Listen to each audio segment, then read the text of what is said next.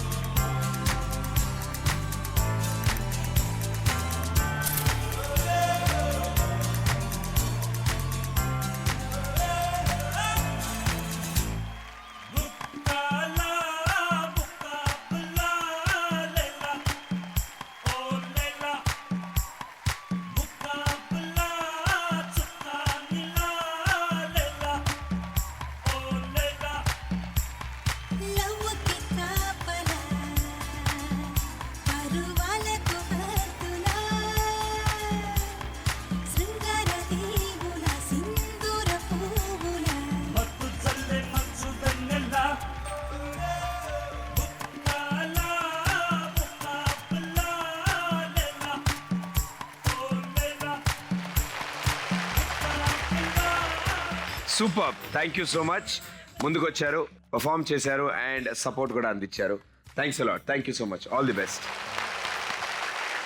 ప్రేమించి పెళ్లి చేసుకున్న తర్వాత పెద్దలు ఎవరు ముందుకు రాక మీకు మీరే అంటే ఆయన కష్టపడి పనిచేస్తూ సంపాదిస్తూ యూనో అటు మిమ్మల్ని పిల్లల్ని అందరినీ చూసుకుంటూ ఒక మంచి కుటుంబంలా చక్కగా అన్యోన్యంగా ఉంటున్న మీకు యూనో కష్టాలు మొదలయ్యాయి అండ్ దాని తర్వాత ఇబ్బందులు వస్తూనే ఉన్నాయి, ఆర్థిక ఇబ్బందులు వచ్చాయి. ఇవన్నీ తట్టుకుని ఎంతో ధైర్యంగా ఉండాలనే మేము కోరుకుంటున్నాం. బట్ అంటే ఈ కుటుంబాన్ని పోషించడానికి ఎంతవరకు కష్టాలు వచ్చేవి, ఎలా కష్టపడేవాళ్ళు?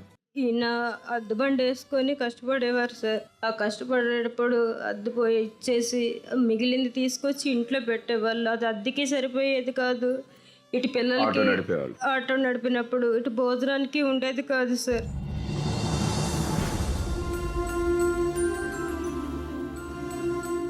ఇప్పుడున్న ప్రాబ్లం బట్టి అయితే అసలు బండి వెళ్ళలేకపోతున్నారు సార్. వెళ్తే ఆయాసం వచ్చేస్తుంది. ఆయాసం వచ్చేసి ఊపిరి సరిగ్గా ఆడదు సార్.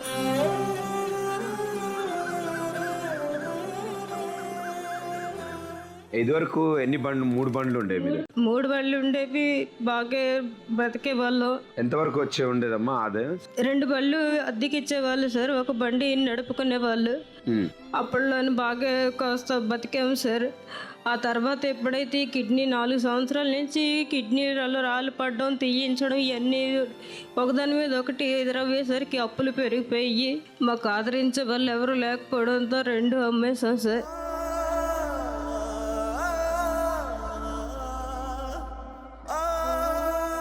ఇప్పుడున్న పరిస్థితుల్లో అయితే ఇల్లు పూట గడవడం కూడా కష్టమైపోతుంది మాకు. ఇంకా ఇటువైపు కూడా ఆధారం లేదు సార్. ఇదివరకు ఎన్ని గంటలు పనిచేసేవాళ్ళు సార్ మీరు? ఇదివరకు రాత్రి 10 వరకు పనిచేసేవాళ్ళు సార్. తెల్లవారు 9కి వెళ్ళి నైట్ 10 వరకు చేసేవాడిని. రోజు 13 గంటలు నడిపేవాళ్ళు. 13 గంటలు నడిపేవాళ్ళు. ఎంత వచ్చేసారు అప్పుడు ఆదాయం? అప్పుడు రోజుకి 600-700 వచ్చేది సార్. ఓకే. అద్దెలు ఒక 20,000 వరకు వచ్చేవాడిని. అంటే ఇప్పుడు మీకు ఆ కిడ్నీ ప్రాబ్లం వచ్చి ఎన్ని సంవత్సరాలు అవుతుంది? 4 years నుంచి స్టార్ట్ అయింది సార్.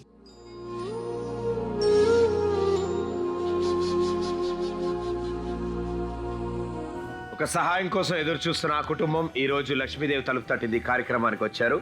వారిని వేదిక మీదకి ఆహ్వానిద్దాం.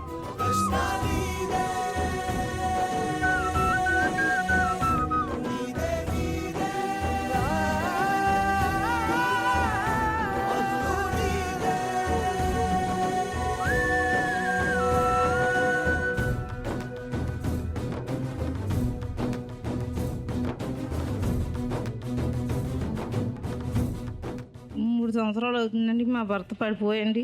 పడిపోకముందు మేము కష్టపడి బతికేవాళ్ళండి, బాగానే ఉండేవాళ్ళండి. ఈ 3 సంవత్సరాల నుండి నాకు కష్టం అంటే ఏడుదో తెలుస్తుందండి. ఎందుకు బతుకు అనిపిస్తుందండి, కానీ చచ్చిపోవాలనిపిస్తుందండి. పసివాడో ఏమిటో ఆపైవాడు తను చేసిన బొమ్మలతో తలపడతాడు. పిల్లలతోటి ఇతనితోటి పడలేకపోతున్నానండి. డైలీ 100 రూపాయలు కూలి తెత్తి గడుతుంది, లేకపోతే లేదండి.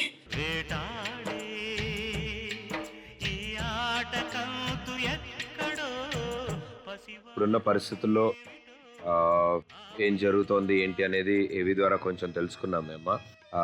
మీకు ఏం జరిగితే ఇప్పుడున్న పరిస్థితులు కొంచెం బాగుపడతాయి అనుకుంటున్నారు? మీరు ఏం కావాలని కోరుకుంటున్నారు? ఏదన్నా కిరాణా షాప్ అయితే ఇతను చూసుకుంటూ ఇంకా ఏ పనిలోకి వెళ్ళకపోతున్నానండి. ఇతను చూడడానికి అవ్వలేదు, పాప బడిలో స్కూల్కి వెళ్ళడానికి అవ్వలేదు అలానేసి. ఇంటి దగ్గర ఎవరో ఒకళ్ళు ఉండాలి ఇంటి దగ్గర. సార్ సో ఇంటి దగ్గరే ఉండి చేసుకునే ఏదైనా కిరాణా షాప్ అని అడుగుతున్నాను. కిరాణా షాప్ పెడితే ఏదో మీ అందరూ సాయం చేస్తే ఇతను చూసుకుంటూ షాప్ చూసుకుందాం అనేసి అనుకుంటున్నాను సార్. సో ఈరోజు బొబ్బిలి ప్రేక్షకులు అందరు ఇక్కడ ఉన్నారు. అందరి సహకారంతో అందరం కలిసి ప్రయత్నిద్దామమ్మా, మీకంటూ సొంతంగా ఒక కిరాణా షాప్ వచ్చేలాగా.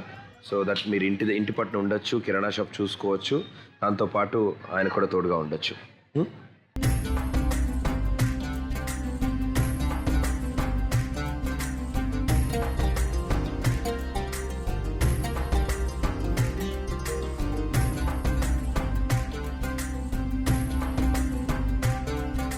మీరు చెప్తున్నట్టు ఇంట్లో మీరు ఒకళ్ళే పని చేస్తున్నారు కదమ్మా. సో మీరు పనికి వెళ్తే రోజుకి ఎంత వస్తుంది? 100 రూపాయలు వస్తుందండి. 100 రూపాయలు. సో ఆ 100లోనే ఇల్లంతా గడపాలి. ఒకవేళ పని లేని రోజు ఏంటమ్మా పరిస్థితి? పని లేని రోజు అలా ఎన్ని రోజులు తిండి లేని రోజులు కూడా ఉన్నాయి.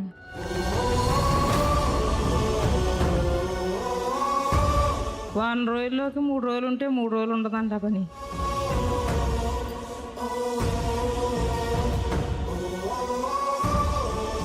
అంటే మందులు కానీ పిల్లలు ఇద్దరు చదువుతున్నారమ్మా? ఊళ్ళో వాళ్ళందరూ సాయం చేస్తే బాబుని వైజాగ్ సాయం చేసామండి. పాప ఊళ్ళోనే చూస్తుందండి, అతను చూడడం, అతనికి అన్ని పనులు చక్కబెట్టేసి పాప వెళ్తుందండి. నేను పొద్దుట 6 గంటలకు వంట చేసుకొని వెళ్ళి ఫ్యాక్టరీకి, సాయంత్రం 6 గంటలకు వస్తానండి ఆ 100 రూపాయలకి. ప్రాణమా నీ విన్నది నిజమా, నీ కన్నీళ్ళే నా చిరునవ్వా, హృదయమా నీ విన్నది నిజమా. నలుగురున్న ఆ కుటుంబంలో ఆవిడ పొద్దున్నుంచి రాత్రి వరకు పనిచేస్తే ఆవిడకు వచ్చే డబ్బులు 100 రూపాయలు. ఈ 100 రూపాయలు అది వారానికి 3 రోజులు మాత్రమే పని ఉంటే, సో ఆ 300తోనే ఆ వారం పొడుగున వాళ్ళు ప్రతిరోజు తినాలన్నా, ఆయనకి ఏదైనా మందులు కావాలన్నా, ఇల్లు గడవాలన్నా ప్రతి దానికి ఆ 100 రూపాయలతోనే చేయాలి వాళ్ళు. ఇలాంటి పరిస్థితుల్లో తను బయటికి వెళ్ళి పని చేయడం వల్ల ఆ పాప అటు స్కూల్కి వెళ్తూ తన తండ్రి బాగోగులు చూసుకోవాల్సి వస్తుంది. సో ఆయనకంటూ ఇంటి దగ్గర ఎవరో ఒకళ్ళు తోడు ఉండాలి కాబట్టి ఆవిడ ఇంటి దగ్గరే ఉండి ఒక కిరాణా షాప్ నడుపుకుందాం అని ఆవిడ అనుకున్నారు. సో ఈరోజు లక్ష్మీదేవి తలుపు తట్టింది కార్యక్రమానికి వచ్చారు. సో మా బొబ్బిలి ప్రేక్షకులందరూ ఇక్కడే ఉన్నారు కాబట్టి ఆ కుటుంబానికి ఒక జీవనోపాధి ఆ కిరాణా షాప్. సో ఆ కిరాణా షాప్ వాళ్ళకి తెచ్చి పెడదామా? రెడీయా? సో మొదటి ప్రయత్నం చేద్దాం మనం. సో ఆ మొదటి ప్రయత్నం పూర్తయితే వాళ్ళకంటూ కొంచెం డబ్బు దొరుకుతుంది. సో మొదటి ప్రయత్నం చేయడానికి ఎవరు ముందుకు వస్తున్నారు?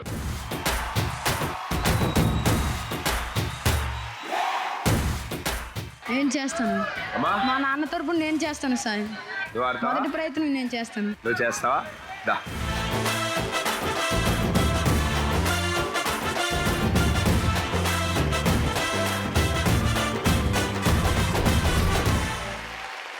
తన తండ్రి కోసం, తన కుటుంబం కోసం ఇద్దరు ముందుకు వచ్చారు మొదటి ప్రయత్నం చేయడానికి. సో సక్సెస్ఫుల్ అవ్వాలని కోరుకుందాం. All the best. Okay, so మీరిద్దరు చేయబోతున్న ఈ మొదటి ప్రయత్నం, చెల్లి ఇక్కడి నుంచి ఒక్కొక్క బాల్ ఈ టేబుల్ మీద కొడుతుంది. అది బౌన్స్ అవుతుంది కదా, ఎగరగానే మీకు 2 టబ్స్ కట్టేస్తున్నాయి కదా, అందులో పడాలి. ఓకేనమ్మా? రెడీ? So 3, 2, 1 go.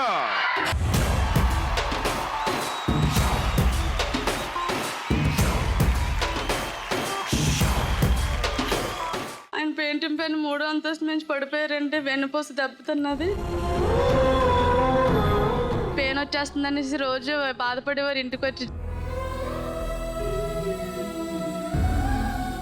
నాతో ఎప్పుడు అనేవారు, ఎందుకు నేను చచ్చిపోవడం మంచిది, మిమ్మల్ని పోషించలేకపోతున్నాను. గేట్ ముందుకేసారు, ఇలా వెళ్ళి వచ్చినప్పటికీ డోర్ వేసుకున్నారు. కోసి చూసినప్పటికీ ఇలా చుక్కలోకెక్కినాడు చక్కనోడు. పట్టుకో పట్టుకో పట్టుకో పట్టుకో పట్టుకో పట్టుకో పట్టుకో పట్టుకో పట్టుకో హరే పట్టుకో పైలా పదిస్తే పట్టుకో పట్టుకో జులి జాలి పట్టు చుట్టూనే పట్టుకో ఆడే పాడే ఇడే హట్టుకో. జంక్షన్ లో నా ఫంక్షన్ పడితే పిల్లో గోళ్ళ పెడతావే తల్లో.